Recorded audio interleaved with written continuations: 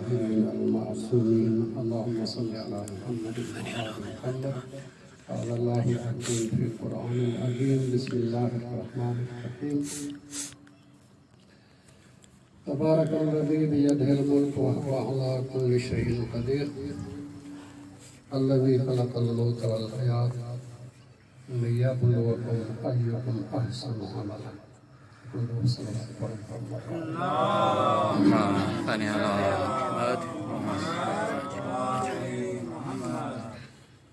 ہمارے سفر ہمارے محرم الحرام بنیادی طور اہل بیت علیہ السلام جن عزاداری رمضان ایام آئے یا سنگت وگت سید الشہداء امام حسین علیہ السلام کے سمجھانا انہوں نے ودیک معرفت حاصل کرنا ضروری ہے. بنیادی شئین سید الشہداء امام حسین علیہ السلام قیام تحریک کے حوالے سے اوان خدمت میں عرض کرنا ہے انشاءاللہ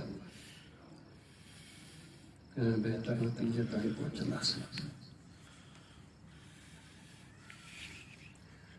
اللہ تبارک و تعالیٰ کائنات کے خلق ہے خالق اللہ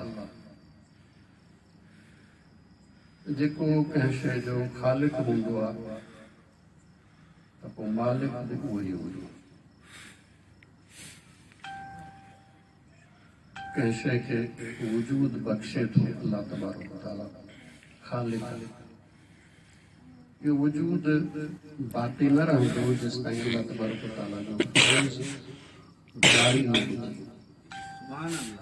یعنی یہ نہ ہے کہ اللہ تبارک و تعالیٰ انہوں شین کے مخلوق کے خلق کرے سریوا ہانے شیوں پانے ہلن کیوں نہ ہر وقت اللہ وٹا انہوں کے فیض ملے تو وجود ملندو ملے تو اگر ایک لمحو بے وجود ملن بند تھے تو مخلوق جو وجود ہی ختم تھی.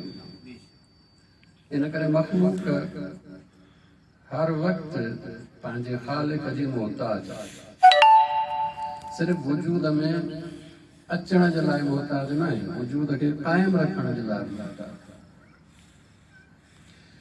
ساگے نمونے سا وجود میں جکے اللہ تبارک و تعالیٰ توانائیوں رکھیوں ہیں اثرات رکھیا ہیں انہاں اثرات میں بے یا مخلوق محتاج پانچے خالق جی اگر خدا جو طرفاں اثر نہ ملے سے تو مخلوق رہندی لیکن اثر نہ رہی سکندی باہر رہندی لیکن ساڑے نہ سکندی یہ ساڑن جو کو اثر آ جلائن جو کو اثر آ یہ خدا جو طرفاں یہ خالق جو طرفاں ہر وقت ملن دو رہے تو جنہیں ملن بن کی بنے تو باہر تو ہوندی لیکن جلائی نہ سکندی.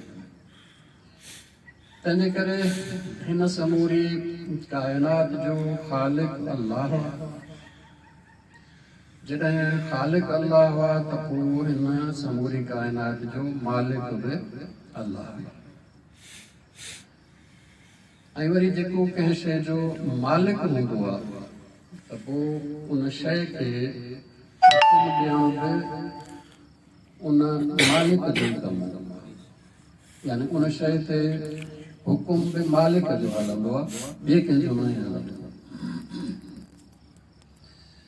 اساں وٹ ملکیتوں بہرحال جکے آہن ظاہری طور حالانکہ اساں سمجھوں تا اساں ملکیت ہے لیکن وہ ملکیت نہ ہے اساں جی مثال طور اساں سمجھوں تا گھر اساں جو ملکیت ہے مال اساں جی ملکیت ہے پیسہ اساں جی ملکیت ہے زمین اساں جی ملکیت ہے جنہیں تے یو ملکیت کون ہے یو صرف استعمال جی آزادی اساں کے استعمال کرنا جی آزادی دنیا میں شے کے ان شے ان استعمال جی آزادی جو نالو اساں ملکیت رکھ چھڈیو جنہیں تے انسان بہرحال مالک نہ ہے لیکن بہرحال جو کو حالے تو میں وقت इस्तेमाल जी आज़ादी खे असां जेकॾहिं मिल्कियत सम्झूं त घर जंहिंजी मिल्कियत हूंदो हुकुम बि हुनजो हलंदो, पाड़े वारे जो न हलंदो, छो त पाड़े वारे जी मिल्कियत न आहे घर। सुबुह जो दरवाज़ो हिन टाइम ते खुलंदो, राति जो दरवाज़ो हिन टाइम ते बंदि थींदो, मिसाल तौर इहो हुकुम मालिक जो हलंदो, पाड़े वारे जो न हलंदो। तंहिंजे करे जेको ख़ालिक हूंदो आहे असुल मालिक बि उहो ई, ऐं वरी जेको मालिक हूंदो आहे हाकिम बि उहो ई। तंहिंजे करे इन पूरी काइनात जो हुकुम ॾियण बि सिर्फ़ु ऐं सिर्फ़ु उन ख़ालिक खे जुगाए थो जेको हिन पूरी काइनात जो ख़ालिक हुजण जी हैसियत सां मालिक आहे। तंहिंजे करे इंसान खे पंहिंजे वजूद ते ई हुकूमत कोन्हे, इंसान खे इख्तियार न आहे त पंहिंजे वजूद खे ग़लति इस्तेमालु करे। पंहिंजो जेको जिस्म अथसि इन ते बि इस्तेमाल जी आज़ादी ज़रूरु अथसि, लेकिन इन इस्तेमाल जी आज़ादीअ में बि महदूद आहे। पंहिंजे जिस्म खे हर जाइ ते खणी वञी नथो सघे। मिसाल तौर रोड ते बीठो आहे, साम्हूं ट्रैफिक अचे थी, विच में वञी बीही रहे ताकी कोई एक्सीडेंट थिएसि ऐं नुक़सानु पहुचेसि, जाइज़ न आहे। पंहिंजे जिस्म खे बि हर तरह जे इस्तेमाल में नथो आणे सघे, यानी पंहिंजो बि हर हुकुम जिस्म ते न हलंदो। साॻे नमूने सां तवानायूं अथसि, इन तवानायुनि खे जीअं चाहे इस्तेमालु तकवीनी तौर ते करे सघे थो, लेकिन जाइज़ न आहे हुनजे लाइ त अहिड़े नमूने सां इन्हनि तवानायुनि खे इस्तेमालु करे जो ॿिए खे फ़ाइदो पवे, ॿिए खे नुक़सानु थिए या हिनखे पाण खे नुक़सानु थिए, इख्तियार न आहे हिनखे। इन करे इंसान खे बहैसियत इंसान जे पंहिंजे वजूद ते ई इख्तियार कोन्हे, हक़ हुकूमत कोन्हे, त हिकु इंसान खे ॿिए इंसान जे मथां हक़ हुकूमत किथां अची वेंदो। तंहिंजे करे दीन जे लिहाज़ खां कोई बि इंसान अहिड़ो न आहे जंहिंखे ॿिए जे मथां हक़ हुकूमत हुजे। सभु आज़ाद, सभिनी खे अल्लाह तबारक व तआला आज़ाद ख़ल्क़ कयो। ऐं अमीर अल मोमिनीन अली इब्न अबी तालिब अलैहिस्सलातु वस्सलाम फरमायो त इंसान कंहिंजो ग़ुलाम न बणिजांइ, छो त अल्लाह ताला तोखे आज़ाद ख़ल्क़ कयो, आज़ाद। हिकिड़े इंसान जे वजूद जो दारोमदार ॿिए इंसान ते कोन्हे, हिकिड़े इंसान जे तवानाइनि जो जीअं हू आज़ाद आहे ईअं ही बि आज़ाद आहे, हू बि मुस्तक़िल आहे, हीअ बि मुस्तक़िल आहे। न को हिन जे वजूद जो दारोमदार हुन ते, न को हुन जे वजूद जो दारोमदार हुन ते। तंहिंजे करे हिकिड़े खे ॿिए जे मथां कोई हक़ हुकूमत न। सभु इंसान बराबरि आहे, सभु इंसान, चाहे इंसानियत जे लिहाज़ खां इंसानी क़दुरनि में हिकिड़ो आला हुजे, हिकिड़ो अदना हुजे, लेकिन इन आला ऐं अदना हुजण जे करे बि हिकिड़े खे ॿिए जे मथां हक़ हुकूमत कोन्हे। इहो सिर्फ़ु ख़ुदा जो आहे, हाकिम सिर्फ़ु ख़ुदा आहे। अल्लाह तबारक व तआला खां सवाइ कंहिंखे हक़ हुकूमत न आहे, कंहिं बि बुनियाद ते कोन्हे। न इन बुनियाद ते त बाबो मुंहिंजो ॻोठ जो वॾो हो, तंहिंजे करे जीअं त मां हुनजो पुटु आहियां, तंहिंजे करे मां वॾो थींदुसि। जी न, पीउ हुजण बि इहो नथो ॿुधाए त हिनखे ॿिए जे मथां कोई हक़ हुकूमत हासिल आहे। न माल जे बुनियाद ते त माल मूं वटि घणो आहे, तंहिंजे करे सभिनी खे मुंहिंजो चवणु मञणु घुरिजे। जी न, कोई हक़ माल जे बुनियाद ते हासिल न आहे। तलवार ऐं बंदूक जे बुनियाद ते, छो त ताक़त मूं वटि आहे, कुदरत मूं वटि आहे, फ़ौज मूं वटि आहे, तलवार मूं वटि आहे, तंहिंजे करे तव्हांखे खपे त मुंहिंजो हुकुम मञो। दीन कुदरत जे बुनियाद ते कंहिंखे ॿिए जे मथां हक़ हुकूमत आहे कोन। साॻे नमूने सां हिकिड़ी जहालत जे बुनियाद ते थींदो आहे, इंसान पंहिंजी हरू भरू मसनूई हैसियत ठाहे थो, चाहे दीनी ठाहे, मज़हबी लिहाज़ खां ठाहे, हू कंहिं उन मक़ाम ते पहुचे थो, चए थो त मां हाणे सभिनी जो मुर्शिद थी आहियां, तव्हां मुंहिंजी इताअत कयो। अना रब्बुकुमुल आला, मां तव्हांजो सभिनी खां वॾो रब आहियां। हालांकि रब कोन्हे, जिहालत जे बुनियाद ते माण्हू हुनखे रब मञनि था, सम्झनि था, लेकिन इन जिहालत जे बुनियाद ते बि कंहिंखे कंहिंजे मथां कोई हक़ हुकूमत न आहे। हक़ हुकूमत सिर्फ़ु ख़ुदा जी, कंहिंखे अल्लाह तबारक व तआला ॾिनो ई कोन्हे, छो त हर इंसान जे हर जो दारो मदार ख़ुदा ते आहे, ॿिए कंहिं इंसान ते आहे ई कोन। तंहिंजे करे जेको मालिक आहे उहो ई हुकुमरान आहे, उहो ई हक़ हुकूमत आहे। इन करे इस्लाम बादशाहत इस्लाम वटि कोन्हे, बादशाहत जो निज़ाम इस्लाम में न आहे। बादशाहत छाजे बुनियाद ते थींदी आहे? अर्ज़ कयमि 4-5 बुनियाद, वरी दोहरायां त तव्हांजी ख़िदमत में हिकिड़ो दफ़ो सलवात पढ़नि मोहम्मद वाले।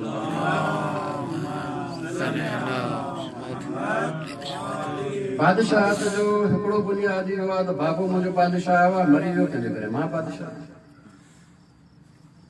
बाबो बादशाह हो, तंहिंजे करे मां बादशाह आहियां। कानून कोन्हे थींदो।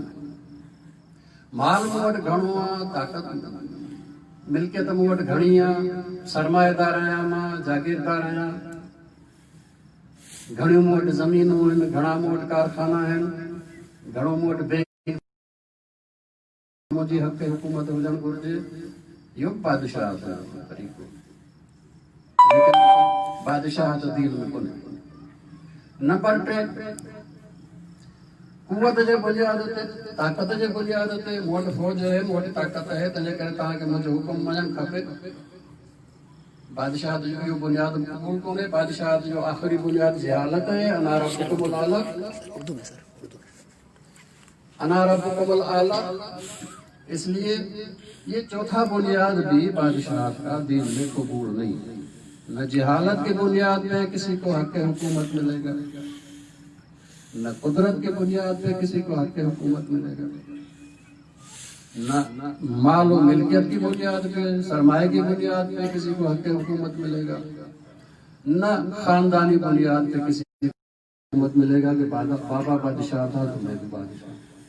नहीं, किसी को ऊपर कोई हक़ हुकूमत नहीं है। बादशाहत का निज़ाम दीन में नहीं है। बादशाहत को दीन कबूल नहीं करता। हमेशा जितने अंबिया आए हैं उनका मुकाबला बादशाहों से रहा है, मुकाबला रहा है। किसी नबी ने कोई बादशाहत कायम नहीं की। हाँ, ये नबी जो आता है ये खुदा का नुमाइंदा बन गया इसी हक़ हुकूमत में। चूंकि हाकिम वो है खुदा, और आम लोगों के सामने खुदा आ नहीं सकता, इसलिए वो हुक्म कैसे दे? अल्लाह तबारक व तआला नबी अपना नुमाइंदा भेजता है। ये नुमाइंदे की वजह से हक़ हुकूमत रखता है। ये इंसान कोई आला इंसान होने की वजह से हक़ हुकूमत नहीं रखता। नबी इंसान कामिल है, इसमें कोई शक नहीं, लेकिन इंसान कामिल होने की वजह से हक़ हुकूमत नहीं रखता। जब तक कि खुदा उसको हक़ हुकूमत न दे, नुमाइंदा न बनाए।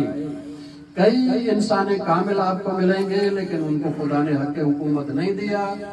जिनको हक़ हुकूमत दिया वो नुमाइंदे की हैसियत से मखलूक के ऊपर हुकूमत करते हैं, नुमाइंदे की हैसियत से, न कि खुद जाती हैसियत से। जाती हैसियत से सिर्फ खुदा है और कोई हक़ हुकूमत नहीं रखता। इसलिए जब हम देखते हैं तारीख़ अंबिया में तो हमेशा हमें यही नजर आता है हजरत आदम से हजरत खातम तक कि कानून भी खुदा की तरफ से आता रहा है और नुमाइंदा भी हुकूमत के लिए खुदा की तरफ से आता है। ये दोनों चीजें खुदा की तरफ से आती रही है। हजरत आदम दीन लाए, वो भी खुदा की तरफ से, नुमाइंदा भी खुदा की तरफ।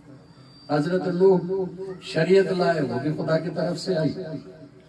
हजरत नूह की कोई अपनी बनाई हुई नहीं थी, और ये हजरत नूह बहैसियत नूह के امت کے اوپر حق حکومت نہیں رکھتے، لیکن خدا نے نمائندہ بنایا ہے تو اس کی نمائندگی میں حق حکومت رکھتے۔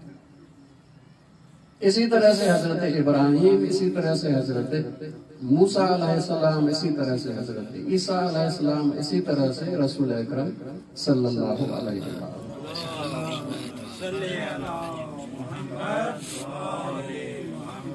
آپ سوچیں گے کہ پھر بادشاہت اور یہ انبیاء ظاہراً نمائندہ، وہ بھی حق حکومت تو رکھتا ہے، پھر نمائندہ کیا ہے؟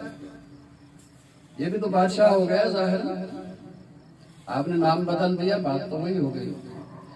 لیکن بادشاہ جو بھی ہوتا ہے اس کا قانون عوام پہ تو چلتا ہے، خود بادشاہ پہ نہیں چلتا ہے۔ بادشاہ کا قانون سب پہ چلتا ہے لیکن اس پہ نہیں چلتا۔ لیکن جو نبی ہوتا ہے وہ جو قانون لاتا ہے خدا کی بارگاہ سے، وہ امت پہ بھی چلتا ہے اور نبی پہ بھی چلتا ہے۔ اس لیے قانون کے سامنے نبی اور غیر نبی سب برابر۔ آپ کو قصہ یاد ہوگا، میں دہراتا ہوں آپ کی خدمت میں، مختلف الفاظ سے اس کو کہا جاتا ہے، حالانکہ صحیح الفاظ جو ہیں اس کے یہ ہیں۔ ایک دو صلوات پڑھیں محمد و آل محمد۔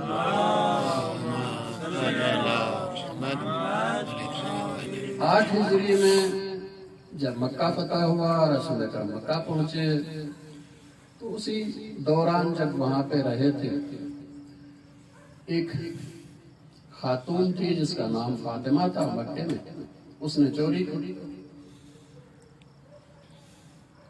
اور بڑے خاندان کی، لیکن چوری ثابت ہو گئی۔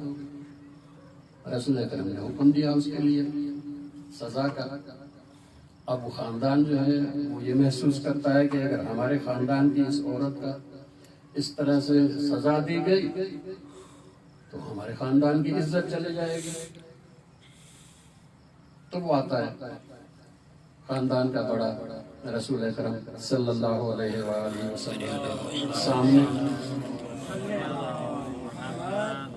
اور عرض کیا کہ ہمارا خاندان ہے، عزت والا خاندان ہے، اور اس طرح سے اس کو غلطی تو ہو گئی ہے، آپ سزا دیں گے تو ہماری عزت چلی جائے گی، اس لیے آپ مہربانی کریں سزا نہ دیں۔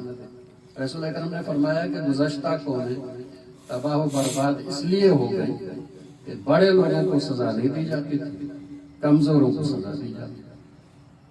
اور پھر رسول اکرم نے فرمایا، عام طور پہ یہ کہا جاتا ہے کہ اگر میری بیٹی فاطمہ بھی چوری کرتی تو میں اس کا بھی ہاتھ کاٹتا، لیکن یہ جملے نہیں ہیں، اصل یہ مفہوم آدمی جو ہے وہ ادا کرتے ہیں۔ یہ جو خاتون تھی یہ بنی خیسم خاندان سے تھی، تو رسول اکرم نے فرمایا کہ فاطمہ خیسمی اور فاطمہ محمدی اللہ کے قانون میں برابر ہے۔ اللہ کے قانون میں اگر نبی کے بیٹی ہے، خود نبی ہے، وہ بھی برابر ہے، اگر ایک عام عورت ہے وہ بھی برابر ہے۔ جبکہ بادشاہ جو ہے وہ بادشاہ کا قانون جو ہے سب پہ چلتا ہے، لیکن خود بادشاہ پہ چلتا ہے۔ اس لیے یہ انبیاء بادشاہ نہیں ہیں، ان کے اوپر بھی قانون ویسا ہی ہے جیسا کہ قانون باقی امت پر ہوتا ہے۔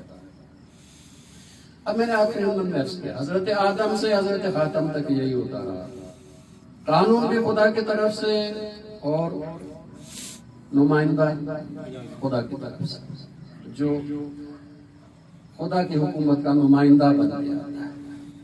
رسول اکرم کے بعد امت میں اختلاف ہوا، 2 شکلیں بن گئی، ایک اہل سنت جو خلافت کا نظام مانتے ہیں، ایک شیعہ جو امامت کا نظام مانتے ہیں۔ خلافت کا نظام کیا ہے؟ خلافت کا نظام یہ ہے کہ قانون خدا کا ہوگا، لیکن جو قانون کو چلانے والا ہوگا وہ امت کے انتخاب سے آئے گا۔ امامت کا نظام کیا ہے؟ امامت کا نظام وہی ہے کہ جو حضرت آدم سے حضرت خاتم تک چلا آیا ہے، آگے بھی ویسے ہی جاری رہے گا، یعنی قانون بھی خدا کی طرف سے آئے گا اور نمائندہ بھی خدا کی طرف سے آئے گا۔ اب یہ دونوں خلافت کا نظام اور امامت کا نظام یہ جب آگے بڑھتا ہے تاریخ ہمیں بتاتی ہے کہ 25 سال کے بعد مسلمانوں میں بادشاہت آ گئی. دیکھیں امیر شام نہ خلیفہ ہے نہ امام ہے، نہ اہل سنت کی نظر میں خلافت کے طور پہ آیا ہے، نہ شیعہ کی نظر میں امامت کے طور پہ آیا ہے. پھر اس کے بعد اگر اس کا بیٹا آتا ہے نہ خلافت کے طور پہ آتا ہے نہ امامت کے طور پہ آتا ہے. اس لیے کہ خلافت کے نظام میں جو حکومت ہوگی، جو حکمران ہوگا، اس کا انتخاب امت کے ذریعے سے ہوگا. لیکن یہ تو امت کے ذریعے سے نہیں آئے، امت نے تو انتخاب نہیں کیا ان کا. اس لیے خلافت کے حوالے سے بھی یہ نظام درست نہیں ہے، امامت کے لحاظ سے بھی یہ نظام درست نہیں ہے. اس لیے جو یزید ہے یا یزیدیت ہے وہ نہ سنیت کے حوالے سے صحیح ہے نہ شیعت کے حوالے سے صحیح. دونوں حوالوں سے یہ غیر قانونی نظام ہے، کیونکہ یہ بادشاہت ہے. بادشاہت دین میں نہیں ہے، بادشاہت کا کوئی تصور دین میں نہیں ہے. قرآن مجید میں اگر بادشاہ کہا گیا ہے جس کو کہتے ہیں پازیٹو معنی میں، تو صرف خدا کے لیے کہا گیا ہے. ملک الناس، ملک کہتے ہیں بادشاہ کو عربی میں. ملک الناس انسانوں کا بادشاہ صرف خدا ہے، باقی کوئی نہیں. قرآن مجید نے بادشاہت کو اور فساد کو ایک ساتھ بیان کیا. جہاں بھی بادشاہت ہوگی وہاں پہ فساد ہوگا، چاہے وہ فساد عقیدے میں ہو، چاہے وہ فساد دین میں ہو، چاہے وہ فساد اقتصادیات میں ہو، چاہے وہ فساد ثقافت میں ہو، چاہے وہ فساد معاشرت و اخلاق میں ہو، فساد ہوگا. آپ سورہ نمل پڑھیں جہاں پہ حضرت سلیمان علیہ السلام کا تذکرہ ہے. ایک دفعہ صلوات پڑھیں محمد والے.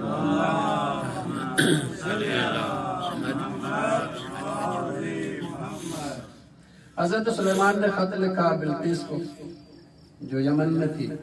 اب ظاہر ہے کہ وہ حضرت سلیمان کو تو نہیں جانتی. اس دور میں بادشاہ ہوتے تھے تو اس نے بھی سمجھا یہ بھی بادشاہ، ایک بادشاہ نے خط بھیجا ہے. اور پھر اس کے جملے جو ہے قرآن مجید نے کوٹ کیے. ان الملوک اذا دخلوا قریۃ افسدوها، کہ جب بھی بادشاہ کسی آبادی میں آتے ہیں تو وہ فساد برپا. بادشاہ کا آنا اور فساد کا برپا کرنا یہ ایک ساتھ. اچھا، اس کا اہم ترین فساد بھی بیان کیا. اہم ترین فساد یہ بیان کیا کہ وَجَعَلُوا أَعِزَّ أَهْلِهَا أَذِلَّةً، کہ جو لائق عزت ہوتے ہیں ان کو ذلیل کر دیتے ہیں اور جو ذلیل ہوتے ہیں اس کو عزت دے دیتے ہیں، معاشرے کو الٹ دیتے ہیں. معاشرہ سیدھا کہاں پہ ہوتا ہے؟ جہاں پہ کردار اوپر ہو، جہاں پہ علم والا اوپر ہو، جہاں پہ شرافت والا اوپر ہو. لیکن اگر اس کو الٹ کر دیا جائے کہ جاہل اور ذلت والا اوپر ہو، ظالم اوپر ہو، بد کردار اوپر ہو اور شریف نیچے ہو، تو یہ معاشرہ الٹ ہو جاتا ہے. اور قرآن مجید اس کو بیان کرتا ہے، کہتا ہے کہ جہاں پہ بھی بادشاہ آئیں گے آبادی میں تو فساد برپا کریں گے، اور سب سے بڑا فساد یہ کریں گے کہ عزت والوں کو ذلیل کر دیں گے اور ذلیلوں کو عزت والا. اور پھر قرآن مجید کہتا ہے وَكَذَلِكَ يَفْعَلُونَ، اور بادشاہ ان کا کام ہی یہی ہے. بادشاہوں کا کام ہی یہی ہے کہ عزت والے کو ذلیل کر دے اور ذلیل کو عزت والا بنا دے. معاشرہ الٹ ہو جاتا ہے. اس لیے جہاں پہ بھی آپ کو بادشاہت نظر آئے گی وہاں پہ آپ کو نظر آئے گا کہ وہ افراد جو ذلت کے قابل ہوں وہ عہدوں پہ نظر آئیں گے، اور جو عزت اور شرافت والے ہوں وہ بیچارے غریب اور مسکین اور کمزور نظر آئے. یہ آپ اپنے معاشرے میں بھی دیکھ سکتے ہیں. یہاں پہ دیکھیں ہمارا معاشرہ دیکھیں, آپ تعلیم کا نظام دیکھ لیں, جو سب سے ذہین ترین طلباء ہوتے ہیں, شاگرد ہوتے ہیں, نوجوان ہوتے ہیں, وہ جاتے ہیں یا انجینئرنگ میں یا میڈیکل میں. یہ انجینئر بن کے آفس میں آ کے بیٹھتا ہے, یہ ڈاکٹر بن کے اسپتال میں آ کے بیٹھتا ہے. یہ ہو گیا اے گریڈ والا اور اے پلس والا مسئلہ. بی گریڈ والے کہاں جاتے ہیں؟ جنرل یونیورسٹی میں جاتے ہیں, پھر جو ہے سی ایس ایس کر کے ان کے اوپر ڈی سی بن کے آ کے بیٹھ جاتے ہیں, ڈسٹرکٹ مینجمنٹ. اور جو سی والے ہوتے ہیں وہ سیاست میں جاتے ہیں اور وزیر بن کے اس کے اوپر آ کے بیٹھ جاتے ہیں. اور جو کچھ نہیں ہوتے وہ جرم کی دنیا میں جاتے ہیں اور ملک ریاض بن کے سکتے ہیں. یہ معاشرہ الٹ, ہمارا معاشرہ الٹ معاشرہ ہے بالکل. اور یہ بتا رہا ہے کہ یہاں پہ کوئی نظام نہیں ہے سوائے اس کے کہ بادشاہ کا نظام ہے. نام آپ جو بھی رکھتے ہیں, جمہوریت رکھتے ہیں, پارلیمنٹری نظام رکھتے ہیں, صدارتی نظام رکھتے ہیں, جو بھی رکھتے ہیں, لیکن معاشرہ بتا رہا ہے کہ یہاں پہ بادشاہت کا نظام ہے. کیونکہ بادشاہ کرتا ہی یہی ہے کہ عزت والے کو ذلیل کر دیتا ہے اور ذلیل کو عزت دیتا ہے. امیر المومنین علی بن ابی طالب علیہ السلام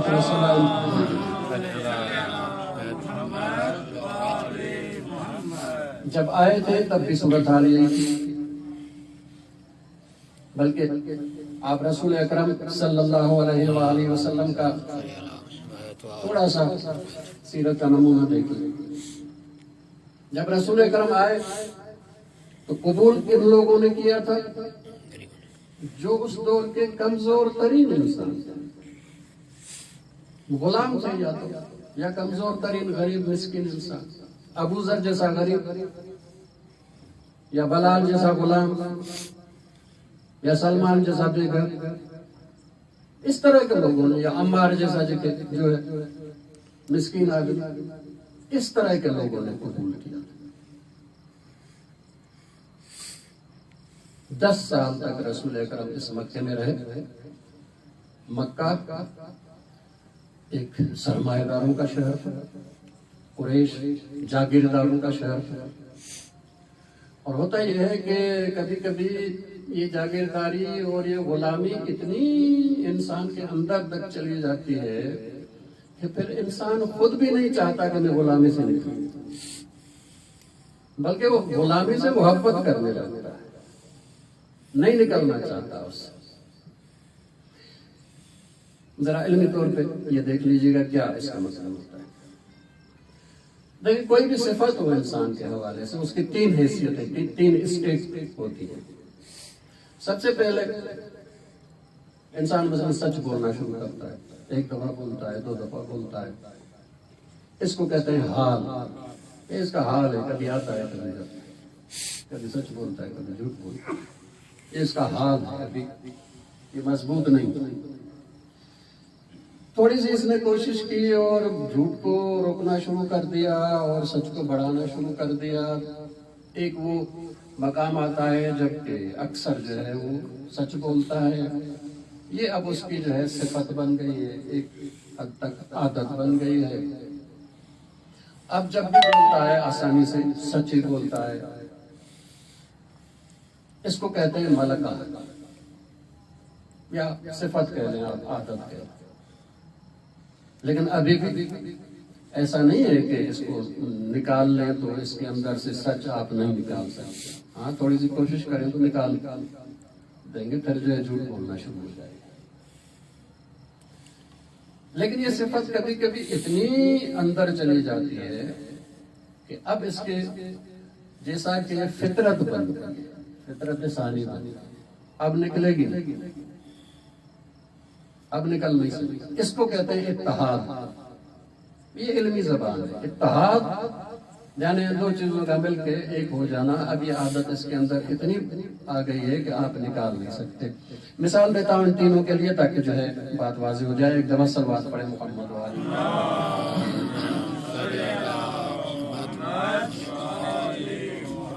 آپ ایک سیاہ کوئلہ جو ہے وہ آگ میں ڈالتے ہیں، یہ کوئلہ ہے وہ آگ ہے، دو چیزیں ہیں۔ جب آگ میں ڈالیں گے تو سب سے پہلے تو وہ گرمی جو ہے، جو ہیٹ ہے اس کو قبول کرے گا۔ اب یہ ہیٹ قبول کر رہا ہے، یہ ابھی اس کا حال ہے۔ باہر نکالیں گے تھوڑی دیر میں ٹھنڈا ہو جائے گا، پھر وہی کوئلہ ہو جائے گا، کوئی فرق نہیں۔ لیکن اب آپ نے کچھ دیر اور رکھا، اب آہستہ آہستہ جو آگ کا شعلہ ہے وہ اس کے اندر بھی آتا جائے گا۔ اب اس کو شعلہ لگ گیا ہے، اب یہ سیاہ میں سے ایک جو ہے روشنی لینے لگا ہے۔ لیکن ابھی ایسا نہیں ہے کہ باہر نکالیں گے تو یہ شعلہ جاری رہے گا، نہیں۔ باہر نکالیں گے، پانی ڈالیں، پھر وہی جو بچا ہوا حصہ ہے وہ کوئلہ ہو جائے گا۔ لیکن کبھی آگ میں اتنا آپ رکھتے ہیں کہ اب کوئلے کے ہر ذرے کے اندر جو ہے آگ سما گئی۔ اب اگر آپ باہر نکالیں گے تو یہ کوئلہ نہیں رہے گا، آپ پانی بھی ڈالیں تو بھی راکھ بن جائے گا، کوئلہ نہیں رہے گا۔ تو کبھی کبھی کچھ صفتیں اتنی حد تک اندر چلی جاتی ہیں کہ اتحاد ہو جاتا ہے انسان کے ساتھ، اب یہ جدا نہیں ہو سکتی۔ یہ جو مکہ تھا یہ بھی اس طرح کے سرمایہ داروں کے غلامی میں اتنا جکڑا ہوا تھا اور اتنی ثقافتی طور پہ لوگوں کو تربیت ایسی دی گئی تھی غلامی کی کہ 10 سال تک رسول اکرم سمجھاتے رہے، لیکن لوگ خود جو ہے غلامی سے نکلنے کے لیے آمادہ نہ بنا۔ 10 سال تک، اور 10 سال کے بعد رسول اکرم نے فیصلہ کیا کہ اب یہ مکہ بدلنے والا نہیں ہے، خود ہجرت کر کے مدینہ چلے اور جا کے اپنا ایک جدا آزادانہ شہر بنایا، آزاد شہر۔ مدینہ النبی یعنی کیا؟ آزاد شہر، جو سرمایہ داروں کا غلام نہ ہو، جو کسی جہالت کا غلام نہ ہو، جو مال و ملکیت کے نیچے جو ہے دب نہ جائے، جو طاقت و قدرت کے نیچے دب نہ جائے، جو کسی کو قبول نہ کرے، آزاد انسان، آزاد ایک بنایا تھا۔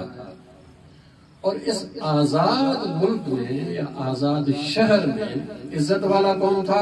عمار جو کہ غریب ہے، سلمان جو کہ بے گھر ہے، بلال جو کہ 2 سال پہلے غلام تھا۔ اب یہ عزت والے، اور جو سرمایہ دار ہیں وہ بحیثیت سرمایہ دار کے اس معاشرے میں کوئی عزت نہیں، کوئی حیثیت نہیں ہوتی۔ 8 ہجری میں رسول اکرم آتے ہیں، مکہ فتح ہوا۔ رسول اکرم نے اس بلال کو کہا جو کہ سیاہ بھی تھا، غلام بھی رہا تھا، ابھی تک غریب تھا، کوئی خاندان نہیں ہے، اور قبائلی نظام میں اگر کسی کا کوئی خاندان نہ ہو تو پھر تو حیثیت ہی کوئی نہیں۔ رسول اکرم نے بلال کو کہا کہ خانہ کعبہ کی چھت پہ چڑھ کے اذان دو، خانہ کعبہ کی چھت پہ چڑھ کے۔ نبی اکرم نے حکم دیا، وہ چڑھ گیا۔ سامنے سارے جو ہے وہ سردار قریش، جاگیردار، مالدار سب کھڑے ہیں، اور چونکہ رسول اکرم نے مکہ فتح کیا ہے اس لیے جیسے کہ غلاموں کے حیثیت سے کھڑے، لیکن وہ جس کو کہتے ہیں کہ گردن سخت جو ہے وہ کبھی ٹیڑھی نہیں ہوتی، سیدھی نہیں ہوتی، وہ تو ہے ان کے پاس۔ انہوں نے دیکھا کہ ہمارے سب کے سر کے اوپر جو ہے وہ ایک غلام کھڑا ہے خانہ کعبہ کا۔ ان میں سے ایک کہتا ہے کہ کاش مجھے موت آ جاتی، سلمان کو یہاں، بلال کو یہاں نہ دیکھتا۔ کسی نے پوچھا یا رسول اللہ، خانہ کعبہ کوئی اذان دینے کی جگہ تو نہیں ہے، اور اس سے پہلے کبھی آپ نے بلال کو نہیں کہا کہ خانہ کعبہ پہ چڑھ کے جو ہے اذان دے، آخر آج کیوں کہا ہے؟ خانہ کعبہ کی چھت پہ چڑھ کے اذان دے اور وہاں پہ اذان دے رہا ہے۔ رسول اکرم نے فرمایا کہ اس لیے تاکہ سارے یہ سرمایہ دار اس کے پاؤں سے بھی نیچے نظر آئے۔ یہ عزت کا معیار جو ہے وہ کردار کا ہے، یہ جو حیثیت کا معیار ہے، یہ جو عہدہ ہے معاشرتی طور پہ، رسول اکرم نے اس کو مالداری سے نکال کے کردار کی بنیاد پر۔ مدینہ یہی آزاد شہر، لیکن پھر جب رسول اکرم صلی اللہ علیہ وآلہ وسلم چلے گئے 25 سال کے اندر یہی مدینہ پھر سرمایہ داروں کا شہر بن گیا۔ یہی مدینہ سرمایہ داروں کا شہر بن گیا۔ اب مالدار ہے، مروان جو مالدار ہے وہ اوپر ہے، اور ابوذر جو غریب ہے وہ یا جلا وطن ہو جاتا ہے، یا مار کھاتا ہے، یا عرب ازاں میں جو ہے اکیلے موت کی وادی میں چلا جاتا ہے۔ عبداللہ بن مسعود مار کھاتا ہے۔ واپس مدینہ پھر جو ہے مکہ کی طرح سرمایہ داروں کا شہر بن گیا۔ 25 سال جس کی بنیاد رسول اکرم نے رکھی تھی، آزاد شہر کی بنیاد۔ اس لیے امیر المومنین علی بن ابی طالب علیہ السلام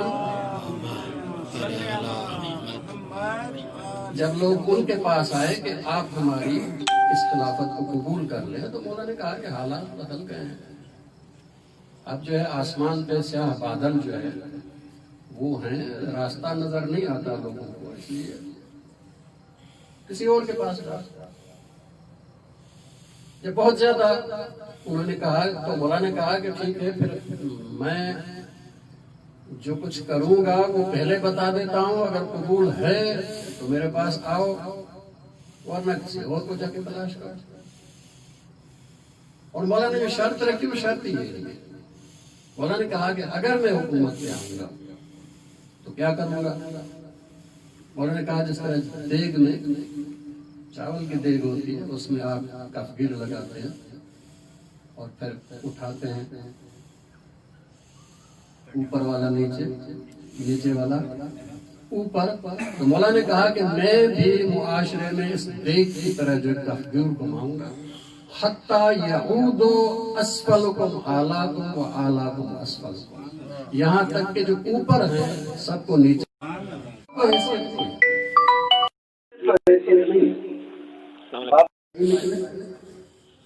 میں نے کہا تھا مدینہ پھر سرمایہ داروں کا شہر بن گیا 25 سال سے۔ کتنے ساتھی ملے؟ صرف 700۔ پورے شہر مدینہ سے علی علیہ السلام کے لشکر میں سپاہی 700، جبکہ جس لشکر نے جا کے قبضہ کیا ہے وہ 30,000 کے قریب ہے۔ اب 30,000 کے قریب لشکر کا مقابلہ 700 سے۔ یہ 700 تعداد بتا رہا ہے کہ مدینہ اب مکہ کی طرح ہو گیا ہے۔ جیسے رسول اکرم کو مکہ چھوڑنا پڑا، اسی طرح سے علی بن ابی طالب کو مدینہ چھوڑنا پڑا، اور مولا نے جا کے ایک تیسرا شہر بسایا، کوفہ۔ یہ تیسرا شہر اسلامی تاریخ کے لحاظ سے یہ تیسرا شہر ہے، حالانکہ انسانی تاریخ کے لحاظ سے پہلا شہر ہے، لیکن اسلامی تاریخ کے لحاظ سے تیسرا شہر ہے۔ مولا نے جا کے وہاں پہ تیسرا شہر کوفہ جو ہے اس کو علم علی کا مرکز بنایا۔ رات کو بھی آپ درس دے رہے ہیں، دن کو بھی درس دے رہے ہیں، خطاب ہی خطاب۔ آپ نے جو بلاغہ اٹھا کے دیکھیں، اکثر خطبے 300 سے زیادہ خطبے ہیں، اکثر خطبے جو ہے وہ اس کوفے کے۔ اور ایک اہم چیز جو اللہ کی طرف سے آئی تھی وہ کامل نہ رہی۔ صرف ماتھا تو خدا کے سامنے ٹیکتے ہیں، لیکن اطاعت اور حکومت پھر سرمایہ داروں کے ہاتھ میں چلی گئی ہے۔ علی بن ابی طالب نے توحید کو بیان کیا اور کہا کہ حکومت کسی انسان کو، کسی کے اوپر نہیں ہے سوائے خدا۔ یہ علی ابن ابی طالب کے آپ خطبات پورے پڑھ لیں، اس میں سے جو موضوع آپ کو چھایا ہوا نظر آئے گا وہ توحید کا موضوع، اس لیے کہ گڑبڑ جو ہوئی تھی وہ توحید میں ہوئی تھی۔ شروع میں نے کہا چونکہ خالق خدا ہے ہر چیز کا، اس لیے مالک بھی خدا ہے، اور چونکہ مالک خدا ہے اس لیے حکم بھی چیز پہ مالک کا ہی چلنا چاہیے، اس لیے حاکم صرف وہ ہے اور کوئی نہیں ہے، اور کوئی نہیں ہے۔ خدا کی طرف سے نمائندہ بن کے آتا ہے نبی، نمائندہ بن کے آتا ہے امام، بحیثیت نمائندے کے ہے، اور جیسے خدا کا قانون ایک عام آدمی پہ ہوگا نمائندے کے پہ اوپر بھی صحیح ہوگا، کوئی فرق نہیں، کوئی فرق نہیں۔ امیر المومنین علی ابن ابی طالب علیہ السلام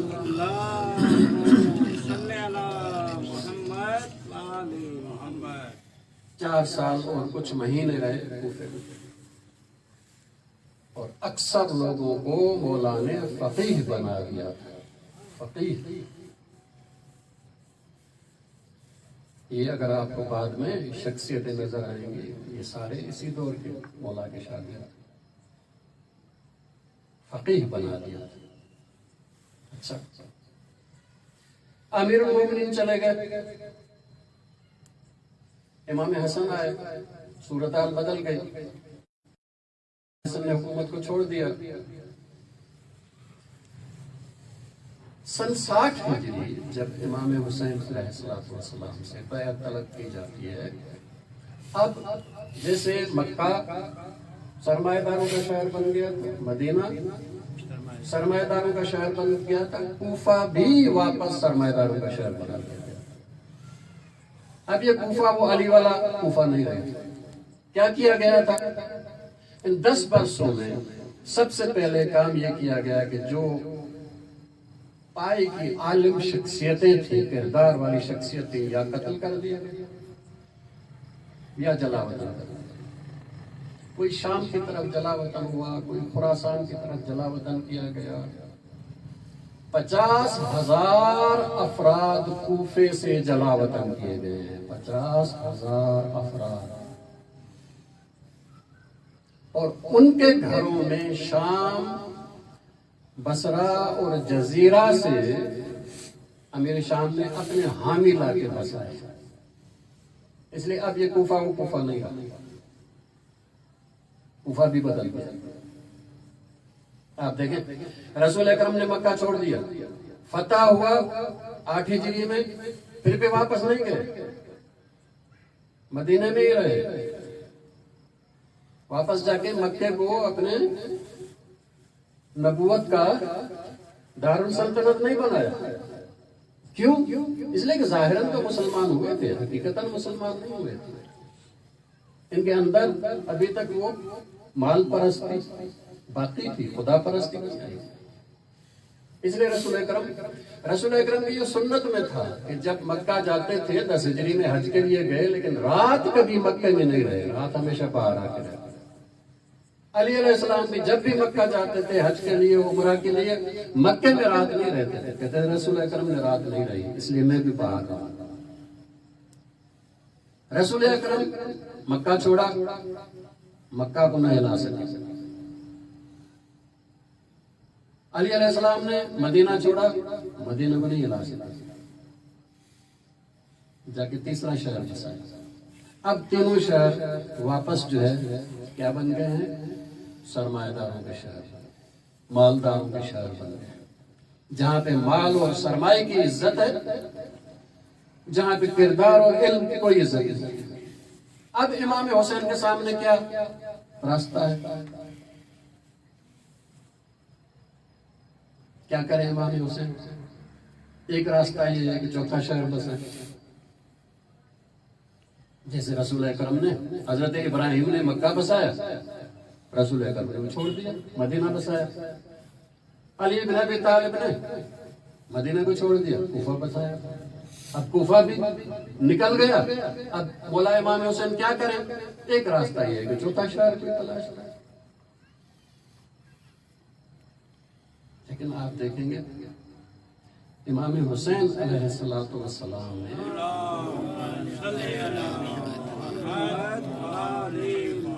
آ کر جو اپنے مظلومیت کے ذریعے سے کربلا میں شہادت دی ہے، نتیجہ یہ نکلا کہ کوفہ بھی امام حسین نے کوفے کو ہلا دیا، مدینے کو بھی امام حسین نے ہلا دیا، اور مکہ کو بھی امام حسین نے ہلا دیا، تینوں کو امام حسین نے ہلا دیا۔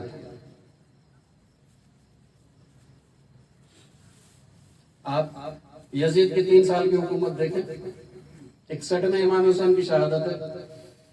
سب سے پہلے کہاں پہ بغاوت ہوئی یزید کے خلاف؟ مدینے میں، جو مالداروں کا شہر تھا، جو سرمایہ داروں کا شہر تھا۔ لیکن امام حسین کی مظلومیت نے اس مدینے والوں کو خود سرمایہ داروں کے خلاف اور یزیدیت کے خلاف کھڑا کر دیا، اور 5000 افراد جو ہے وہ مقابلے میں آتے ہیں۔ یزید لشکر بھیجتا ہے اور ہزاروں افراد اس میں سے قتل ہوتے ہیں، عورتوں کو قتل کیا جاتا ہے، بچوں کو قتل کیا جاتا ہے، عورتوں کی عصمت دری کی جاتی ہے، پورے مدینے کو برباد کیا جاتا ہے۔ اس سے معلوم ہوتا ہے کہ پورا مدینہ بدل گیا تھا۔ جس مدینے کو علی بن ابی طالب ہلا نہ سکے، اس کو امام حسین نے ہلا دیا، سرمایہ داروں کے خلاف کھڑا کر دیا۔ مکہ میں بغاوت ہو گئی اگلے سال، اور یزید کا لشکر مکہ پہنچا، وہاں پہ اس نے حملہ کیا، منجنیق کے ذریعے سے پتھر پھینکے، خانہ کعبہ کی دیواریں شہید ہوئی، آگ پھینکی گئی۔ مکہ کھڑا ہو گیا کس وجہ سے؟ امام حسین کی شہادت۔ تو ہم نے دیکھا کہ امام حسین کی شہادت کتنی مؤثر تھی کہ جس مکے کو رسول اکرم نہ ہلا سکے تھے، اس کو بھی امام حسین نے ہلا دیا۔ جس مدینے کو علی بن ابی طالب نہ ہلا سکے، اس کو بھی امام حسین نے ہلا دیا۔ اور کوفہ، چند سالوں میں کوفہ صاف ہو گیا۔ یزید مرا ہے 64 ہجری میں، 65 میں توابین، اور 66 میں جو ہے وہ مختار آتا ہے۔ مختار کی حکومت کوئی لمبی حکومت نہیں ہے، 1 سال اور چند مہینے ہے۔ ربیع الاول میں آیا تھا 66 میں، اور رمضان جو ہے وہ 67 میں اس کی شہادت ہو گئی۔ 1 سال اور چند مہینوں میں ایسا ہو گیا کہ جو دشمن اہل بیت تھے اور جو دشمن امام حسین کربلا میں موجود تھے، سب کو چن چن کے قتل کر دیا، اور باقی سارے بھاگ گئے، اور کوفہ واپس علم علی کا شہر۔ آپ اس انقلاب کو دیکھیں، کتنا بڑا انقلاب ہے۔ جب مکہ فتح ہوا تھا تو آیت کیا نازل ہوئی تھی؟ اِنَّا فَتَحْنَا لَكَ فَتْحًا مُبِينًا، کہ نبی ہم نے آپ کو فتح مبین عطا کی۔ مکہ اگر فتح ہو تو فتح مبین ہے، اگر مکہ، مدینہ، کوفہ تینوں فتح ہوں حسین کے ذریعے سے، تو کتنی بڑی فتح مبین ہوگی۔ اگر قرآن مجید نازل ہونا جاری ہوتا تو یقیناً یہ آیت ایک دفعہ پھر نازل ہوتی، اِنَّا فَتَحْنَا لَكَ فَتْحًا مُبِينًا۔ یہ امام حسین کا انقلاب ہے، جس نے تینوں شہروں کو ہلا دیا، بلکہ صرف تینوں شہروں کو نہیں ہلایا تھا، خود شام کو ہلایا، جس کو 40 برسوں تک انہوں نے بنایا تھا۔ بنی امیہ نے پچھلے 40 برسوں تک جو ہے اس کو بنایا تھا، اپنا شہر، مالداروں کا شہر۔ لیکن آپ امام حسین کی شہادت کے بعد کے حالات مختصر طور پہ پڑھیں، آپ کو نظر آ جائے۔ شام ہل گیا۔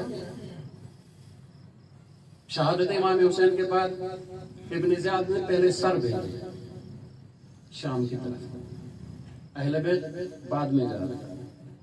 سر پہنچے دمشق، اور یزید نے حکم دیا کہ اس کو شام کے شہروں میں پھرایا جائے۔ کتنے شہر ہیں جنہوں نے بغاوت کی، اور سر کو اور فوج یزید کو اپنے شہر کے اندر داخل ہونے نہیں دیا۔ یہ وہ شام ہے جس کو بنی امیہ نے 40 سال تک بنایا تھا، اور امام حسین نے خود اس شام کو بھی لایا، خود دمشق دیکھ لے،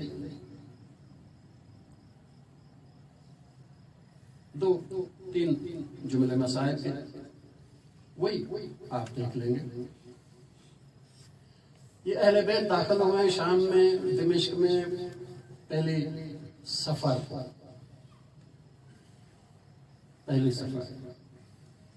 یہ روایت جو ہے سہل بن سعد سے، رسول اکرم کا صحابی،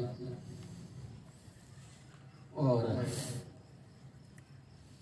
یہ گیا تھا بیت المقدس، واپس آ رہا تھا مدینہ کی طرف، تو شام پہنچا، دمشق پہنچا اور دیکھا کہ دمشق کا شہر سجا ہوا ہے، ریشمی پردے دکانوں پہ، اور عورتیں دف بجا رہی ہیں اور خوشی کے گانے بجائے جا رہے ہیں۔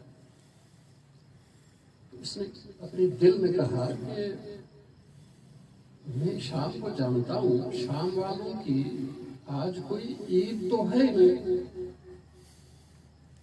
پھر یہ کیا خوشی ہے؟ تو دیکھا کہ کچھ لوگ جو ہے وہ آپس میں باتیں کر رہے ہیں، ان کے پاس چلے گئے۔ اب ان سے پوچھا کہ دمشق والوں، آپ کا کوئی عید کا دن ہے آج جو ہمیں نہیں پتا؟ تو انہوں نے کہا کہ لگتے ہو کہ کہیں باہر سے آئے ہو۔ تو انہوں نے اپنا تعارف پیش کیا کہ میں سہل بن سعد ہوں، رسول اکرم کو میں نے دیکھا ہے، ان کی زیارت کی ہے، ان کا دیدار کیا ہے، ان کی باتیں سنی ہیں، میں ان کی احادیث کو روایت کرتا ہوں۔ اب یہ دمشق کے جو بازار میں لوگ ہیں یہ کہتے ہیں سہل کو کہ پھر تم تعجب نہیں کرتے کہ آسمان خون نہیں روتا ہے، زمین دھنس نہیں جاتی؟ تو سہل کہتا ہے کہ میں نے پوچھا کہ آخر کیا ہوا ہے ایسا، کیا ہوا ہے ایسا؟ تو کہا کہ تمہیں معلوم نہیں ہے کہ ھذا رأس الحسین، یہ حسین کا سر ہے جو آ رہا ہے، وھذا عطرۃ محمد، یہ محمد کی عطرت ہے جو آ رہی ہے، یہدیٰ من ارض العراق، یہ حسین کا سر عراق سے تحفے کے طور پہ یزید کے سامنے جا رہا ہے۔ کہتا ہے وعجبا یہدیٰ رأس الحسین والناس یفرحون، کہتا ہے کہ سر حسین تحفے میں اور لوگ خوشی کر رہے ہیں۔ قال فبینا انا کذلک حتی رأیت الرایات، کہا کہ میں نے ان سے پوچھا کہ کہاں سے آ رہے ہیں، تو انہوں نے اشارے سے بتایا کہ اس باب ساعات سے آ رہے ہیں۔ کہا کہ میں گیا، کھڑا ہو گیا اور دیکھا کہ جھنڈے آ رہے ہیں، ایک کے بعد دوسرا جھنڈا آ رہا ہے، اور پھر کہا کہ بفارس بیدہ لواء، ایک سوار تھا جس کے ایک ہاتھ میں ایک جھنڈا تھا، منزوع سنان، ایک نیزہ تھا جو اوپر اس کا کیا ہوا تھا، علیہ راس، اور اس کے اوپر سر تھا، اور کہا کہ من اشبہ الناس وجہا برسول اللہ، سب سے زیادہ اس کا چہرہ رسول اللہ سے ملتا ہے۔ فَإِذَا أَنَا مِنْ وَرَائِهِ رَأَيْتُ نِسْوَةً عَلَى جِمَالٍ بِغَيْرِ رِفْعٍ، کہا کہ پھر میں نے پیچھے دیکھا کہ خواتین آ رہی ہیں جو اونٹوں پر سوار ہیں لیکن بغیر پالان کے اونٹ۔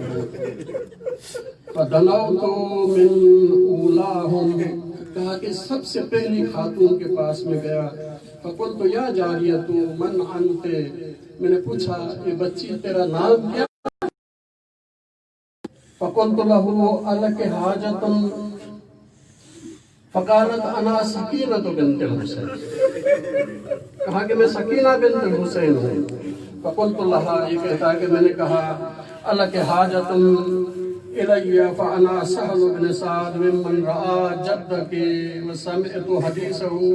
इस सकीना में तुम्हारे नाना का सहाबी हूँ, उनको मैंने देखा है, उनसे हदीस सुनी है, अगर कोई चाहत है तो बताओ। क़ालत या सअदु कुल साहिब हाज़ा रास। सकीना कहती है कि ये एक काम करो कि इस जिसके पास सर है इसको कहो कि हम औरतों से जरा आगे चला जाए ताकि लोग इस सर का तमाशा देखें, लोगों की नजरें हमारे ऊपर न पड़े, हरम रसूल पे न पड़े। सहल कहता है कि फदनौतु मिन साहिब रास, मैं उस सर वाले के पास गया और उससे कहा कि मेरी तुम्हारे साथ एक हाजत है, 400 दीनार देना चाहता हूँ। उसने कहा कि क्या हाजत है?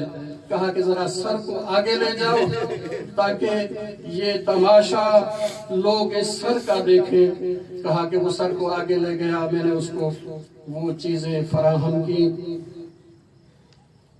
अब आप अंदाजा लगाएं कि ये सर है जो इमाम हुसैन का है। कहा गया कि फ़क़ाल अहलु शाम, मासूम फरमाते हैं कि जब ये दाखिल हुआ काफिला, उदखिल बिहिन्न नहारन मुकश्शफातिन वुजूहुहुन्न। मासूम फरमाते हैं कि ऐसे दाखिल हुआ था कि हमारे ख़वातीन के चेहरे खुले हुए थे, कोई पर्दा नहीं था। फ़क़ाल अहलु शाम अल जुफ़्फ़ातु मा रअयना सबीना अहसन मिन हाउलाए फ़मन अंतुम। कहा कि शाम की औरतों ने देख के कहा, मर्दों ने देख के कहा कि ऐसे कैदी तो हमने नहीं देखे, ये अजीब चेहरे हैं, ये अजीब कैदी हैं कि जिनके चेहरों से नूर है। फमन अंतुम, कौन हो तुम? फ़क़ालत सुकैनतु बिन्तुल हुसैन नहनु सुबाया आले मुहम्मद। सकीना बिन्तुल हुसैन ने कहा कि हम आले मुहम्मद के कैदी हैं। फ़अताहुम शैख़ुन मिन अशयाख़ अहले शाम। रावी कहता है कि मैंने देखा एक शाम का बूढ़ा आया। फ़क़ाल लहुम अल्हम्दुलिल्लाहिल्लज़ी क़तलकुम व अहलकुम व क़ता क़र्नल फ़ितनति। आके बयान करने लगा कि अल्लाह का शुक्र है जिसने आपको कत्ल किया, आपको हलाक किया, आपके फितने को खत्म किया। फलम यालु अन शम्तहम, वो बात करता रहा। रावी कहता है कि सुनते रहे अहले बैत। जब उसका कलाम खत्म हो गया, फ़क़ाल लहू अली इब्नुल हुसैन, इमाम सज्जाद ने उनसे कहा, अमा क़रअत किताब अल्लाह, ए शेख क्या अल्लाह की किताब तुमने पढ़ी है? काला नाम, कहने लगा हाँ मैंने पढ़ी है। मौला ने कहा काला अमा क़रअत हाज़िहिल आया क़ुल ला असअलुकुम अलैहि अजरन इल्ला अल मवद्दत फिल क़ुरबा। क्या तुमने ये आयत पढ़ी है? उसने कहा बला। मौला ने कहा फन्नहनु उलाइकल क़ुरबा, ये क़ुरबा हम हैं। तुम क़ाल अमा क़रअत व आतिज़ल क़ुरबा हक़्क़हु, क्या तुमने ये आयत पढ़ी है? नबी को हुक्म दिया जा रहा है कि ज़ल क़ुरबा का हक अदा कर दो। कहा कि हाँ मैंने पढ़ी है। फ़हल क़रअत हाज़िहिल आया, मौला ने आखिर में कहा क्या ये आयत भी पढ़ी है तुमने? इन्नमा युरीदुल्लाहु लियुज़हिब अन्कुम रिज्स अहलल बैत व युतहिरकुम तत्हीरा। कहता है कि हाँ मैंने ये आयत पढ़ी है। मौला ने कहा कि नहनु वल्लाहि अहलुल बैत, ये अहले बैत हम हैं। रावी कहता है मैंने देखा फरफ़अ अश-शामियु यदहु इला समा, शामी ने अपने दोनों हाथ आसमान की तरफ बुलंद करके कहा अल्लाहुम्मा इन्नी अतूबु इलैक, पालने वाले मैं तेरी बारगाह में तौबा करता हूँ। 3 दफा उसने कहा अल्लाहुम्मा इन्नी अबराउ इलैक मिन अदुव्वि आले मुहम्मदिन, पालने वाले मैं आले मुहम्मद के दुश्मनों से बेदार हूँ। पालने वाले मैं नहीं जानता था, कुरान तो पढ़ा था लेकिन उसका मफहूम नहीं जानता था आज तक। फबकश शैख़ु साकितन, काफी देर तक ये खामोश खड़ा रहा। नादिमन, सर झुकाए हुए था। मा तकल्लम बिही, इसकी जबान से कुछ निकल नहीं रहा था। वक़ाल बिल्लाहि इन्नकुम, कहा कि ए अली इब्न हुसैन एक दफा फिर कसम उठा के कहो कि ये आप हैं। मौला ने कहा कि तल्लाहि इन्ना लनहनु, खुदा की कसम ये अहले बैत हम हैं।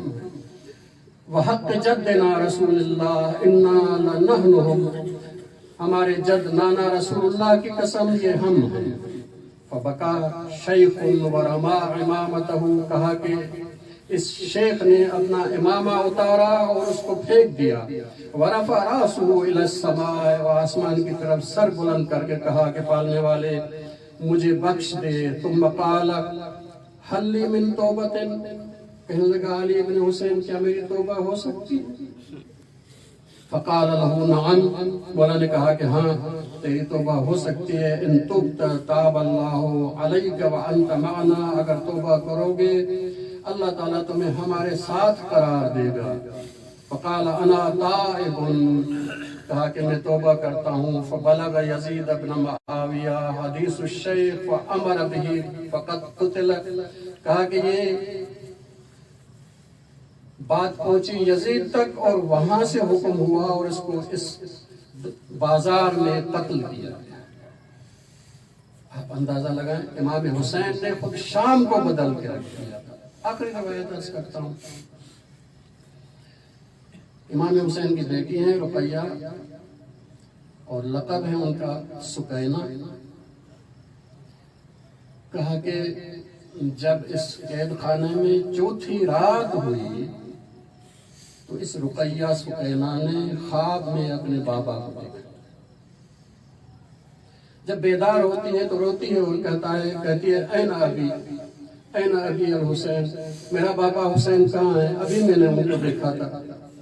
ایت الساعۃ فی المنام، ابھی تو میں نے دیکھا تھا۔ مضطربا شدیدا فلما سمعنا النساء بکینا وبکا معهن سائر الاطفال، جب خواتین نے یہ سنا تو سب رونے لگی، پھر سارے اطفال جو اہل بیت کے تھے وہ بھی رونے لگے۔ وارتفع العیل والبکا، ایک بلند آواز سے فریادیں جب ہوئیں۔ فانتبہ یزید لعنت اللہ علیہ من نومہ، یزید کو نیند میں بیدار کیا گیا۔ وقال وما الخبر، یزید نے پوچھا کہ یہ کیا شور ہے؟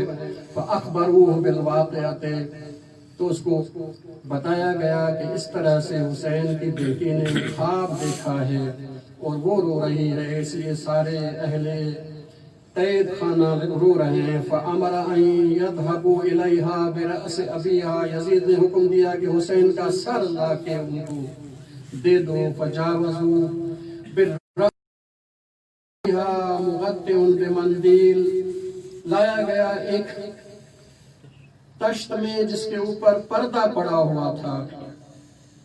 فلما کشفت الغطاء رأت الرأس الشریف، جیسے ہی سیدہ سکینہ نے اس سے وہ پردہ ہٹایا اور اپنے باپ کا سر دیکھا، نادت یا ابتاہ من الذی خضبک بدمائک، بابا یہ کس نے آپ کے چہرے کو خون زدہ کیا ہے؟ یا ابتاہ من الذی قطع وردیک، بابا یہ آپ کی رگیں کس نے کاٹی ہیں؟ یا ابتاہ من الذی ایتمنی علی صغر سنی، بابا یہ تو بتاؤ مجھے یتیم کس نے کیا ہے؟ یا ابتاہ من بقی بعدک نرجو، بابا آپ کے بعد میرا کون ہے؟ یا ابتاہ من للیتیمت حتی تکبر، بابا تمہارے بعد کون ہے کہ جو اس یتیمہ کا ہوگا؟ ثم انہا وضعت فمہا علی فمہ الشریف، اس نے اپنا چہرہ امام حسین کے چہرے پہ رکھا۔ وبکت بکاء شدیدا حتی غشی علیہ، اتنی روئی کہ ایک دفعہ غش آ گیا۔ فلما حرکوہ وجدوہا قد فارق روحها الحیات، جب اٹھایا گیا تو دیکھا کہ بے ہوش نہیں ہیں، ان کا روح پرواز کر گیا تھا۔ الا لعنۃ اللہ علی القوم الظالمین، سیعلم الذین ظلموا ای منقلب ینقلبون۔